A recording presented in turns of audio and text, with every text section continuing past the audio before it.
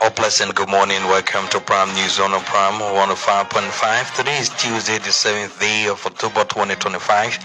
My name is Barclay Conley, presenting this edition of the program. Coming up in the news this morning, Liberia National Police arrests one suspect and launches manhunt for one over allegations of gang rape involving a 60-year-old woman in Kantanima County, vows to dispense justice without fear or favor.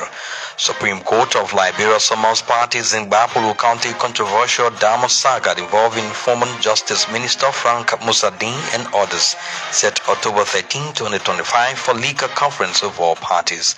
Also coming up, the hospital will be the least paid hospital in the Republic of Liberia. A hospital like ERWA paying a professional nurse with a salary less than 30,000 per month is considered abuse of human labor. We have come to agree so you will come back to work.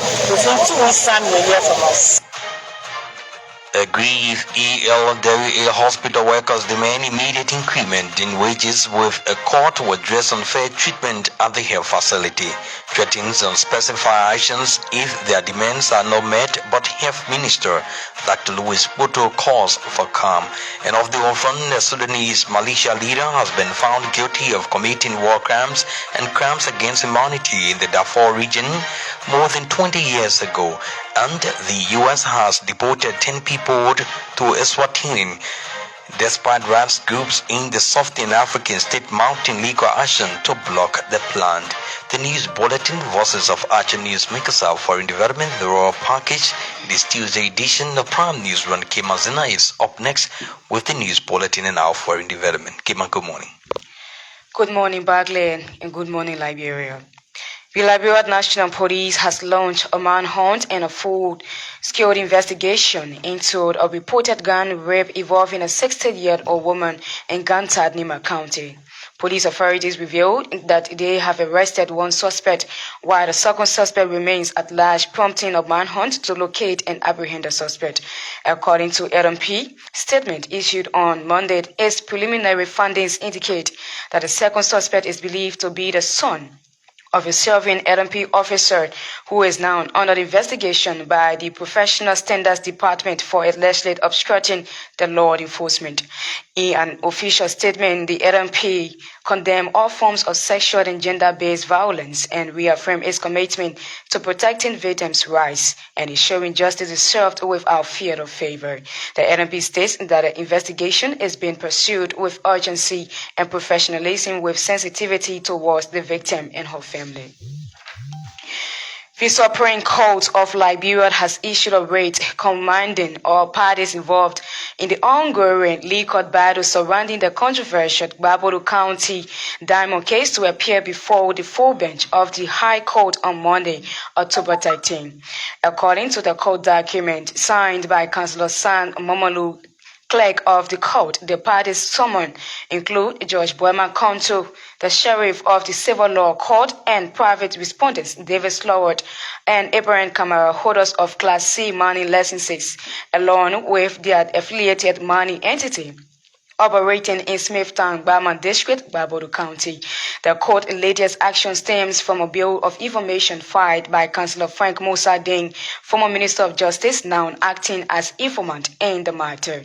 The court's notice commanded all respondents to submit official returns and show cause why Councillor Dane's request believed to be centered on the enforcement and interpretation of previous court's action in the Diamond case should not be granted. This high-profile case has drawn national attention, especially following Justice in Chambers James Etta Wodokodi's earlier decision to cancel the stay order that temporarily halted the arrest of Councillor Dean and others.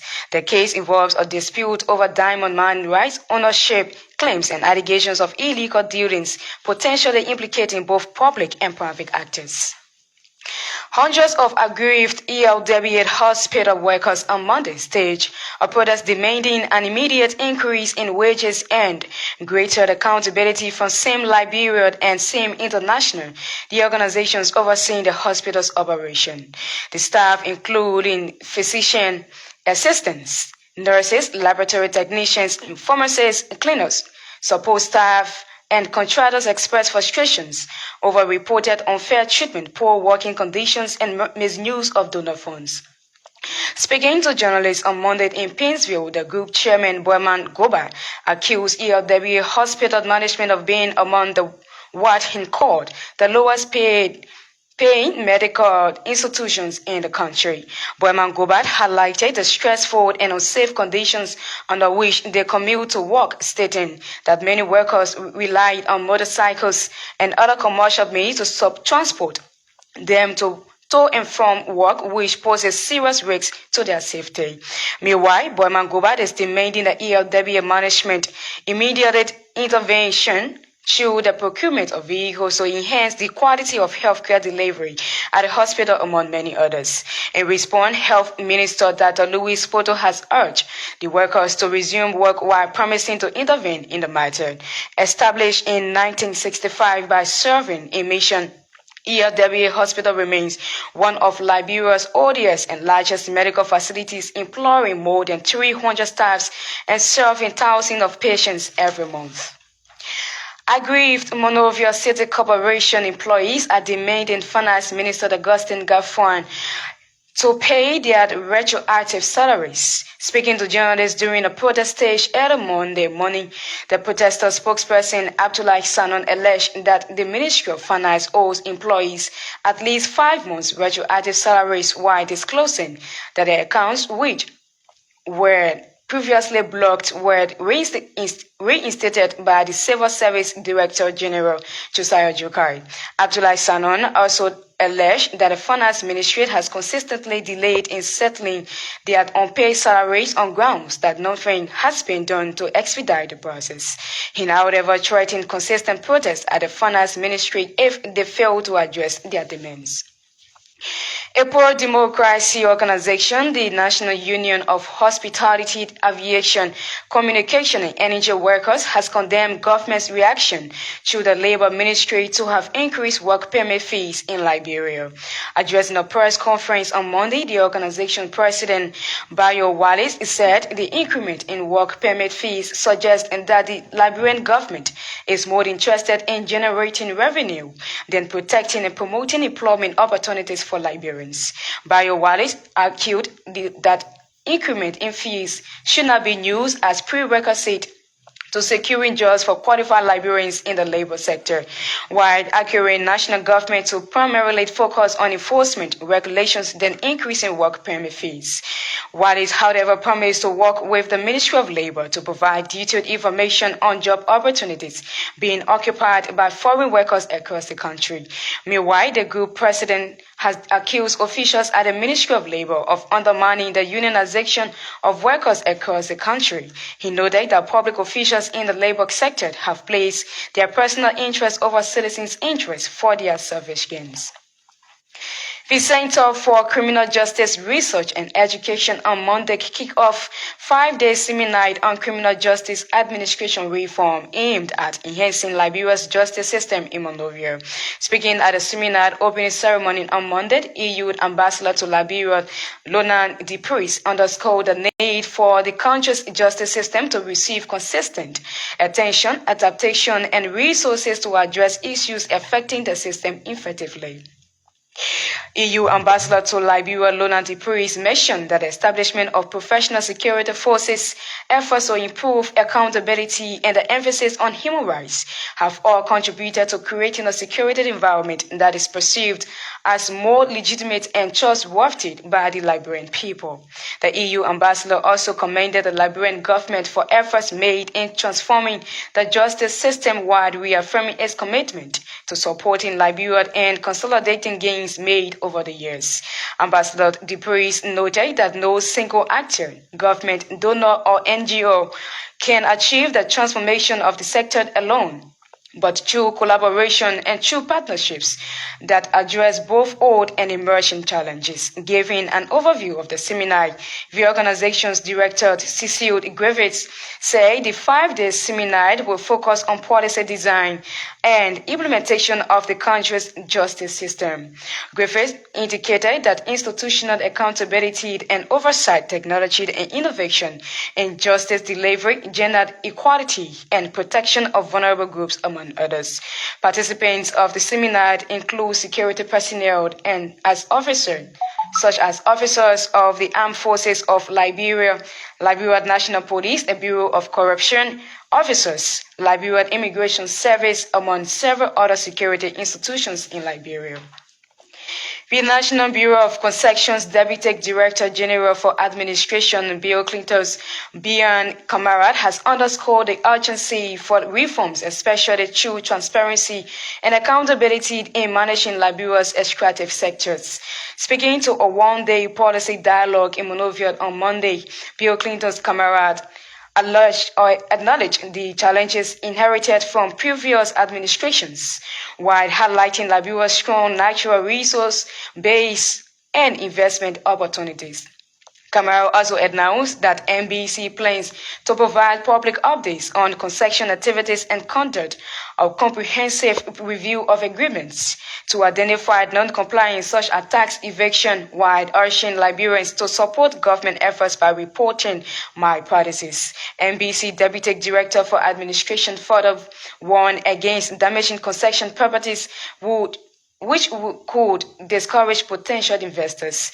He, however, praised the legislated efforts to increase public awareness of concession operation, indicating that the broadcast government is committed to transforming the extractive sector for sustainable development.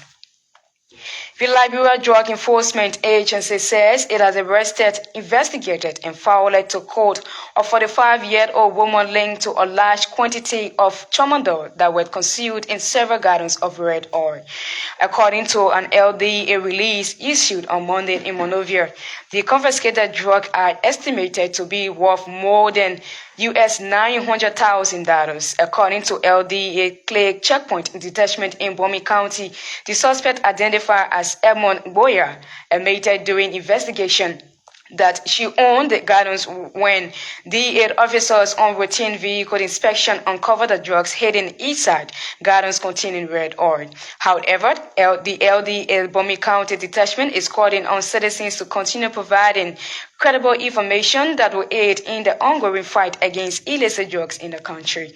Meanwhile, the LDA detachment in Bomi County has intensified patrol operations across the county to prevent traffickers from smuggling dangerous substances into the country.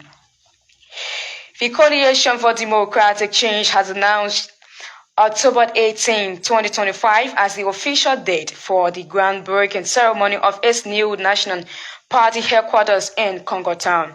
According to the CDC Headquarters Construction Committee Chairman, Councillor Fonanti Kofa, the ultra-modern facility, which is estimated at US $1.6 million, will be completed within 6 months and will serve as the central command for the CDC's political, administrative, and strategic operations nationwide. Councillor Kofa indicated that the party's broader plan is to modernize its infrastructure and decentralize its operation across Liberia by constructing permanent offices in all 15 counties, while describing the upcoming project as a symbol of renewal and institutional growth. Councillor Kofa added that the CDC has already secured land in several counties, including Barkleyville, Grand Crew County, as part of its long-term expansion strategy to establish regional headquarters. Meanwhile, Councillor Fonanti Kova has revealed that those who contributed to the party's new headquarters include CDC supporters representing 52%, while those from the ruling Unity Party represents 18%. Councillor Fonanti Kova further that 10% of contributors represent the opposition community, as 10% contributors represent independent party, among others. Assistant Lord Professor at the Louis Arthur Graham School of Law, Kanio Barat, has cautioned advocates to remain advocates, while emphasizing that society loses its moral compass when activism becomes political ambition. According to Kanio, across Africa, many activists rise to fame as fearless voices against corruption and bad governance, but too often those advocates later trade their moral authority for politics. In a Facebook post on Monday, Kanu was quick to reference Kenya's Boniface Wanken and South Africa's Zinga Ashmont as examples of activists whose transition to politics that sparked debate about whether one can truly hold power accountable after seeking it. He also stressed that democracy needs independent watchdogs, not advocates turned politicians, chasing the varied privileges they once condemned. The assistant law professor at the Louis Arthur Graham School of Law also referenced Muswellado County Senator Darius Dillon, who his fanatics referred to as the light and once symbolized integrity, but now faces criticism for being termed by political comfort. Kano averred that exiled Liberian activist Mountain Cody is quietly positioning himself for a Senate run in 2029, while funding what he termed as unclear scholarship and humanitarian programs. The House of Representatives Technical Working Group tasked to validate the preliminary draft protocol for the establishment of a Mano River Union Parliament has presented a validated declaration and protocols to House Speaker Rachel Kong. According to the working group, the draft validated declaration and protocols were submitted to Speaker Kong, Speaker of the Mano River Union Parliament, for onward submission to plenary upon the resumption of the third quarter section. Presenting the documents on behalf of the Technical Working Group, House Foreign Affairs Committee Chair Representative Nekat Gay and Women's Legislative Caucus Chair Ellen Atto-Red explained that the validation process will follow a series of consultative meetings held in Abidjan, Cote d'Ivoire, Guinea, and Sierra Leone in collaboration with their counterparts from the MRU member states. They emphasized that the establishment of the MRU parliamentary body will significantly strengthen sub-regional cooperation, promote legislative harmonization, and enhance collective efforts in addressing challenges within the Mano River Union Basin. For his part, Speaker Rachel Cohn commended the Technical Working Group for its dedication and hard work throughout the validation process. He then turned over the documents to the Chief Clerk for official submission to plenary for debate and possible passage. The move marks an important step toward Liberia's active participation in the creation of sub-regional parliamentary body that seeks to foster closer political, economic, and social collaboration among MRU member states. And away from home, a Sudanese military leader has been found guilty of committing war crimes and crimes against humanity in the Darfur region more than 20 years ago. Ali Mohammed Ali Abdurrahman, also known as Ali Kusher, was one of the leaders of the Janjaweed, a government-backed group that terrorized Darfur, killing hundreds of thousands of people. Kushed is the first person to be tried by the International Criminal Court (ICC) for the atrocities in Darfur. He had argued that it was a case of mistaken identity. The conflict lasted from 2003 to 2020 and was one of the world's gravest humanitarian disasters, with allegations of ethnic cleansing and genocide against the region's non-Arabic population. And the U.S. has deported 10 people to Eswatini despite rights groups in the Southern African state mounting legal action to block the plan. This is the second batch of deportees that the Trump administration has sent to Eswatini as part of its hardline approach towards immigration. The 10 have been securely accommodated and pose no threat to the public, Eswatini's President Department said in a statement. That's the shape of the news bulletin, and it's back to you, Barkley. Well, many thanks to Kim Azinan for the news bulletin, a regular segment on Prime News One. If you're just joining us, as a reminder that you're listening to Prime News One, 45 minutes of major happenings in Liberia, Africa, and the rest of our global village. And one of the biggest stories on the program this morning, Supreme Court of Liberia summons parties in Bapolo County controversial Damo saga involving former Justice Minister Councillor Frank Musa Dane and others, set October 13, 2025 for legal conference of all parties. We'll take a very short break. On return, we'll bring you voices of our newsmakers. Bringing the news to your know with professionalism. This is your first step to hearing the news. This is the last step to knowing your news.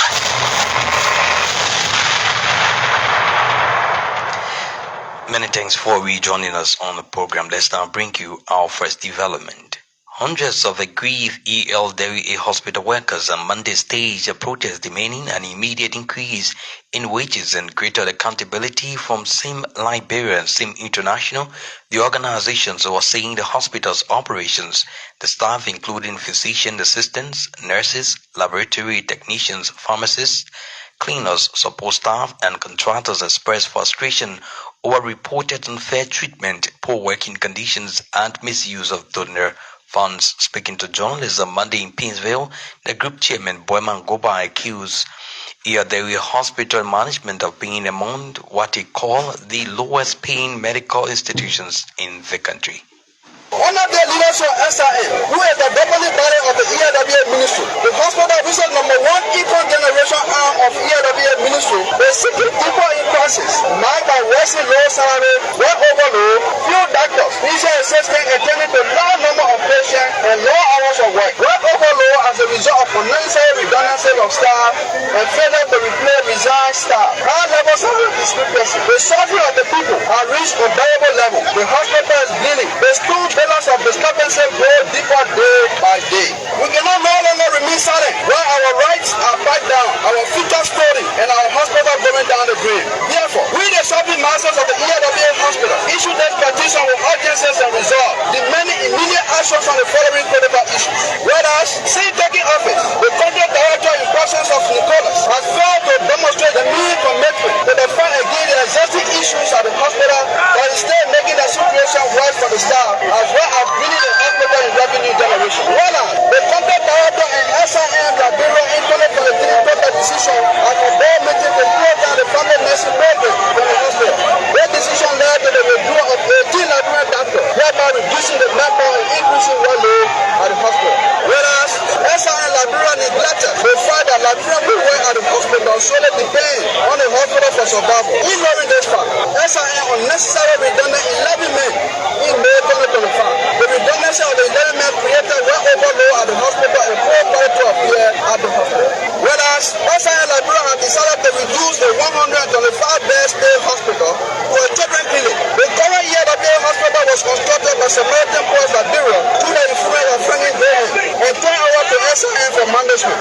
The current decision by SIN to close or reduce the hospital to a children clinic clearly demonstrates SIN's ability to manage the hospital. This plan, when implemented, will deprive Liberians of drug and health care. Subsequently, overburden the government facility and increase in job rates. Meanwhile, the aggrieved ELWA hospital workers chairman Boyman Goba is demanding the ELWA management immediately intervention through the procurement of vehicles to enhance the quality of healthcare delivery at the hospital, among many others.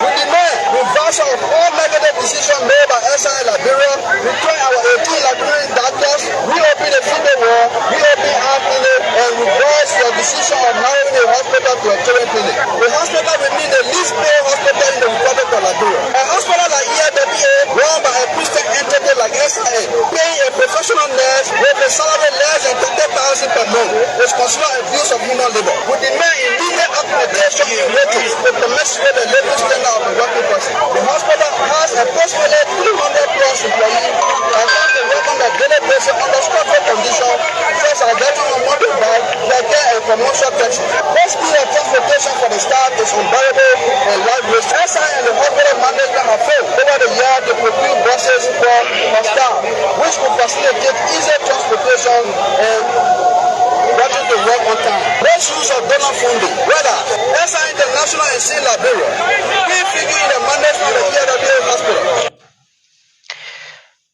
Boyman Goba is the chairman of the aggrieved ELWA hospital workers. They're speaking when they staged a protest on Monday. In response, Health Minister Dr. Louis Boto has urged the workers to resume work while promising to intervene in the matter. First of all, I want to say thanks for the hard work you all doing.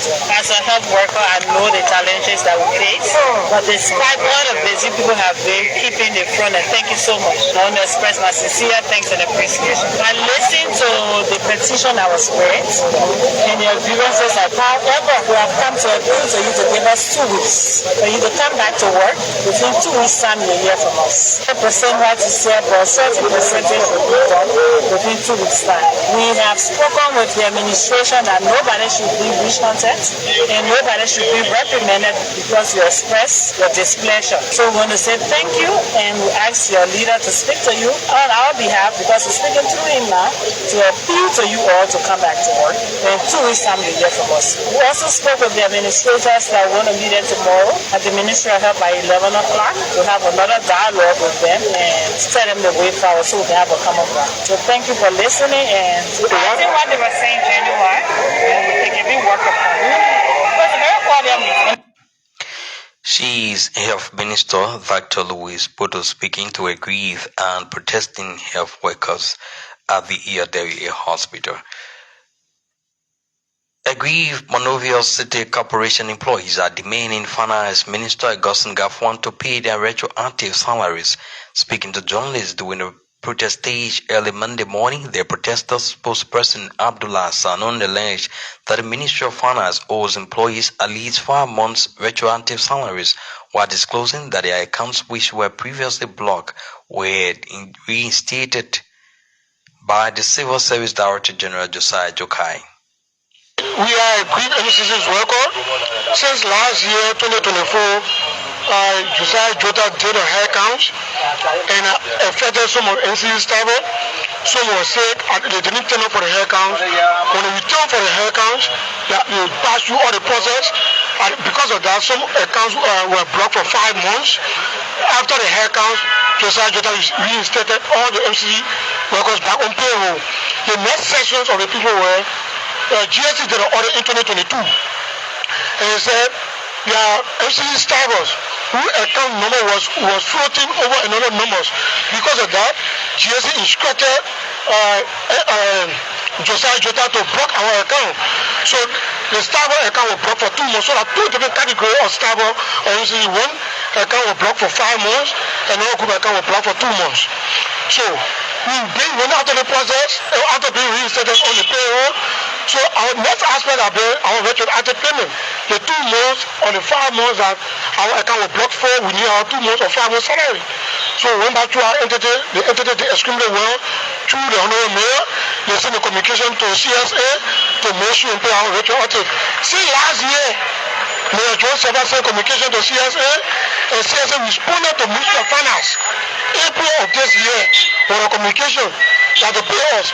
We have been running to Ministry of Finance here from April to today's date. And Minister Gafwan said on his radio on one occasion that as far as we're concerned, he don't owe even the retroactive after the month of August. A pro-democracy organization, the National Union of Hospitality, Aviation, Communication and Energy Workers, has condemned government's reaction to the Labour Ministry to have increased work permit fees in Liberia.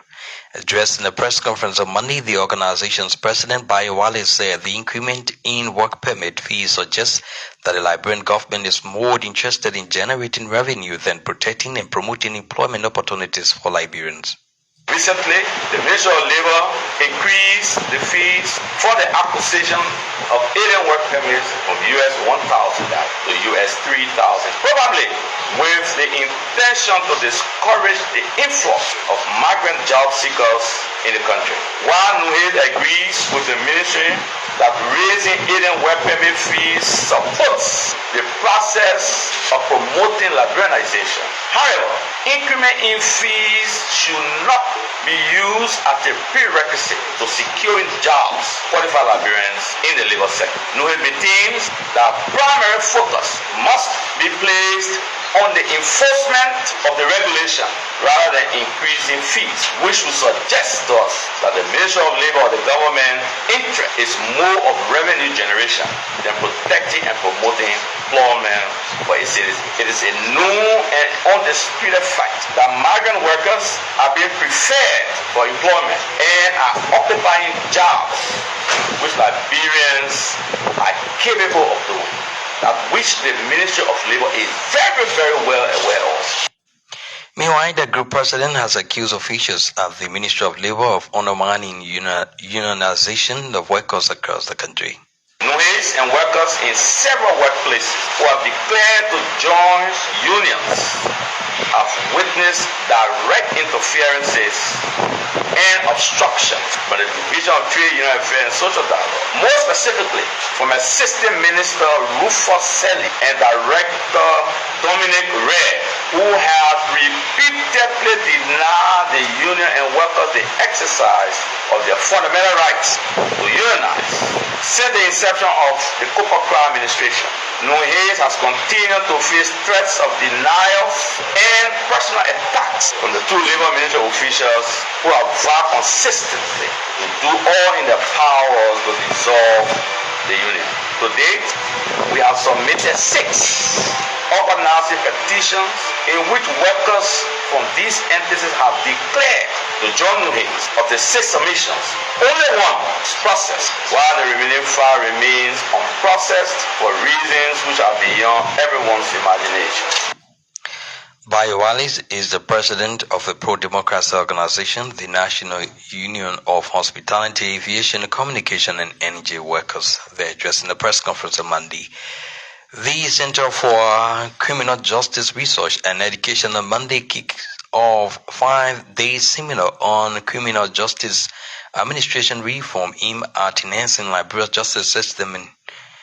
Speaking at the seminar opening ceremony on Monday, EU Ambassador to Liberia, Nona Deprise, underscored the need for the country's justice system to receive consistent attention, adaptation, and resources to address issues affecting the system effectively. And if one of the pillars is weak, then all of the other pillars are also undermined. But let me also start by recognizing the remarkable progress that has been made in Liberia in this field since the end of the civil conflict. And the establishment of professional security forces, efforts to improve accountability, the emphasis on human rights have all contributed to create a security environment that is perceived now as more legitimate and more trustworthy by the Liberian people. And the European Union wants to commend these efforts and to reaffirm our commitment to support Liberia in consolidating these gains. However, of course, security sector and administrative justice reforms are ongoing processes. They require constant attention, and that's why it's so important to have this seminar. As Dr. Weah was saying now, with 18 months in the Boakai administration, they require attention, they require adaptation, they require resources, of course. And they also require a lot of coordination. No single actor, government, civil society, development partner can achieve the transformation of the sector alone. And it's only through collaboration, through true partnerships, that we can address both old and emerging challenges. She is EU Ambassador to Liberia, Nona Deprise, speaking at the opening of a 5-day seminar. Giving an overview of the seminar, the organization's director, Cecil Griffith, said the 5-day seminar will focus on policy design and implementation of the country's justice system. Over the next 5 days, we will engage in plenary sessions and expert presentations, panel discussions on situational challenges and innovations, group work focused on policy design and implementation, and interactive case studies and comparative analysis.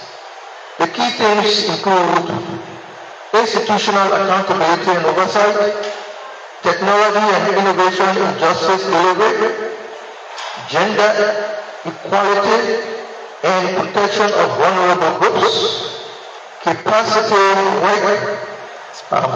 building and leadership in justice institutions, transitional justice, and community engagement. He is the director of the Center for Criminal Justice and Criminal Justice Research and Education, Cecil Griffith there speaking. The Coalition for Democratic Change has announced October 18, 2025 as the official date for the groundbreaking ceremony of its new national party headquarters in Congo Town. According to the CDC Headquarters Construction Committee Chairman, Councillor Fonati Kofa, the ultra-modern facility, which is estimated at US $1.6 million, will be completed within 6 months and will serve as the central command for the CDC's political, administrative, and strategic operations nationwide.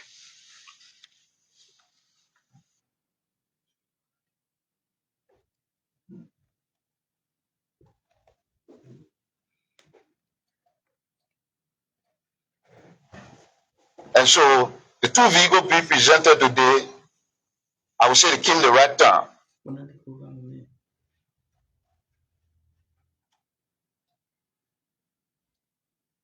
As you know, some time ago, the Standard Bearer appointed this committee charged us with the task, leading a comprehensive effort to return forthwith the speedy and expeditious construction of Valley headquarters after our Bernard compound headquarters was before the eyes of a watching world was lawfully, maliciously destroyed. And out of the ashes of that destruction comes today a new beginning for our noble party. We are here to announce today that on October 18th, the standard bearer of our party, former President George Manawia, officially break ground at our new party location in the area opposite the Greater Refuge Church.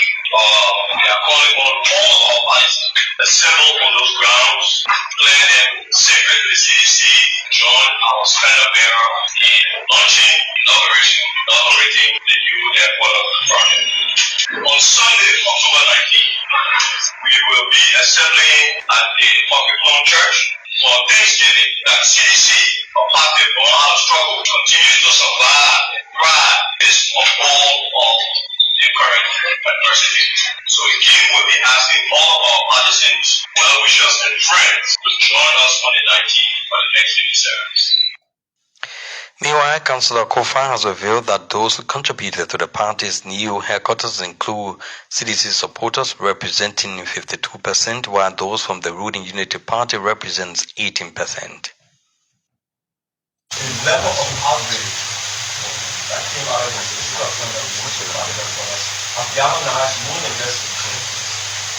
Let me just give you some statistics that we've gotten so far, even though they will change as we come to December 52% of our donors right now are producers. 18% are native Arabic people. 10% are other opposition. 10% identify themselves as independent. And 10% are people who say, my contribution to our own money as I listed. Those are the anonymous donors. So you can see the current of people all across the board who are excited about the community headquarters. For rescue in Congo, the list of that 18% became 10.6.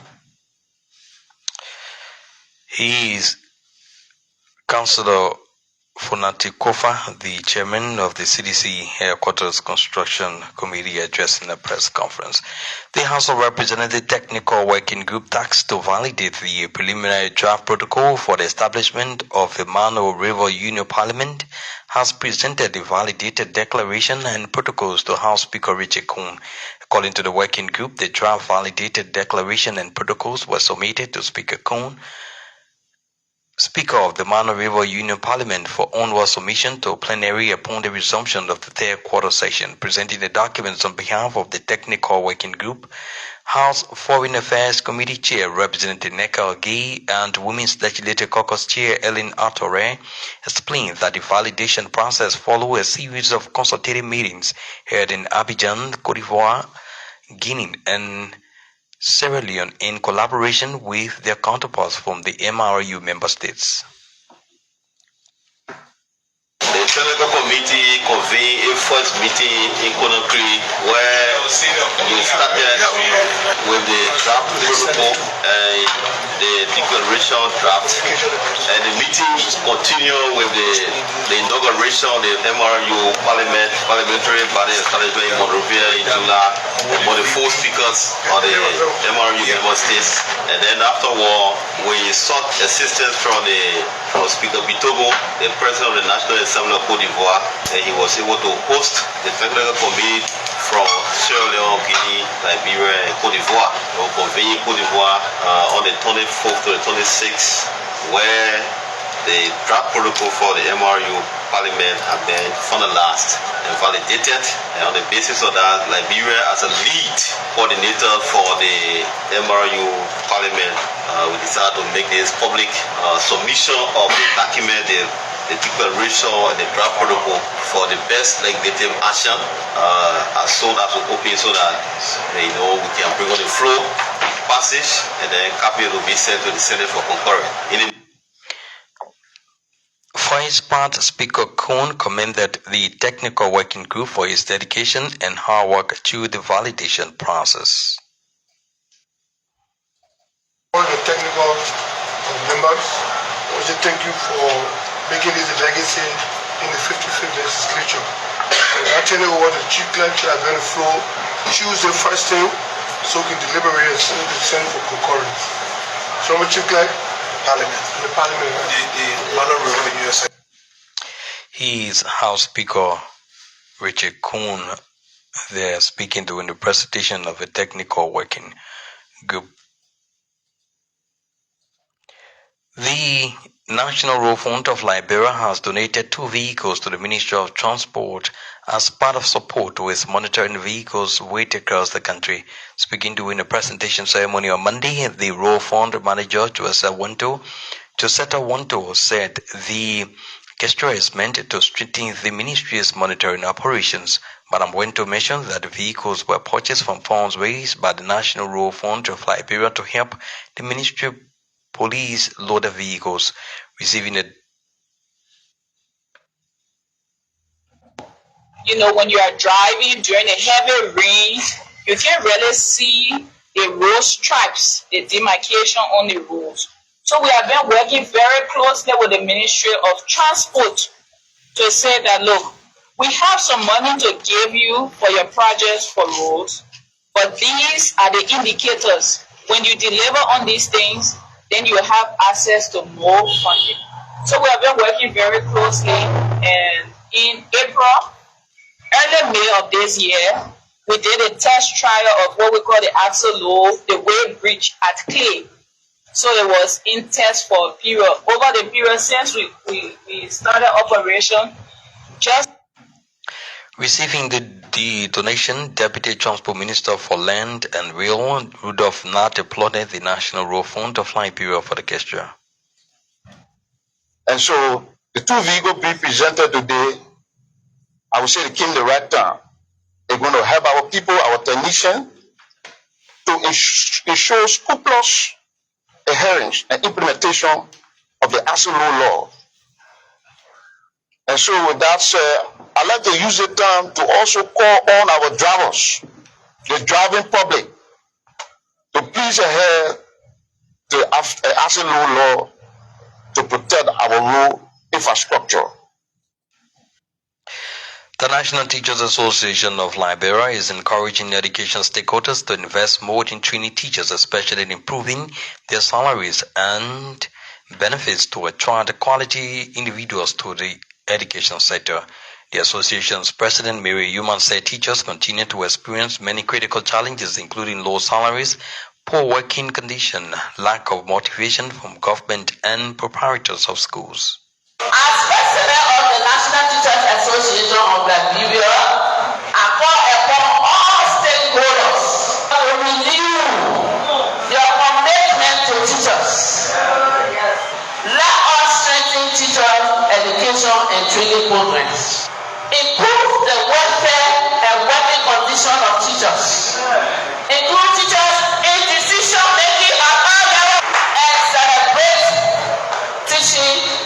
a noble profession that shapes all others. Also speaking, at the program, the Secretary General of the National Teachers Association of Liberia, Dominic Swan, said the observance of the World Teachers Day is intended to advocate for the improvement of the livelihoods of teachers and encourage them to network. World Teachers Day is a unique occasion where teachers all over the world gather to prove to the world that we are not outcasts of society. The way the representative rise up, teachers also have the right to rise up. Every person needs to be treated equally. So this day is a positive protest to the world that teachers are not good for nothing people. Dominic Swa is the Secretary General of the National Teachers Association of Liberia. Earlier you listened to his president, Mary Yuma, speaking at the observance of the World Teachers Day. Well, with that development, this is how I would like to wind down the curtains on this Tuesday, October 7, 2025 edition of Prime News 1. But before leaving you, a recap of our major headlines. Liberia National Police arrests one suspect and launches manhunt for one over allegation of gang rape involving a 60-year-old woman in Gantanima County. Vows to dispense justice without fear or favor. Supreme Court of Liberia summons parties in Bapolo County controversial Damosagat involving former Justice Minister Frank Musadin and others. Set October 13, 2025 for leaker conference with all parties. Aggrieved Iyoderi hospital workers demand immediate increment in wages with a call to address unfair treatment at the health facility. Threatens unspecified actions if the demands are not met, but Health Minister Dr. Louis Poto calls for calm. And of the own front, the Sudanese militia leader has been found guilty of committing war crimes and crimes against humanity in the Darfur region more than 20 years ago. And the U.S. has deported 10 people to Eswatini despite rights groups in the Southern African state mounting legal action to block the plan. Many thanks to all of our reporters, editors, contributors, including correspondents for making this edition of Prime News One the sources. Thank for your listening. Roke Mazina Radio News Bulletin in our foreign development. Many thanks to Emmanuel Sonica, who said I control handle the sound. Theophila Davin helps stream us live on our online platform beyond the news department of Prime FM. My name is Barclay Conley. I present it. Good morning.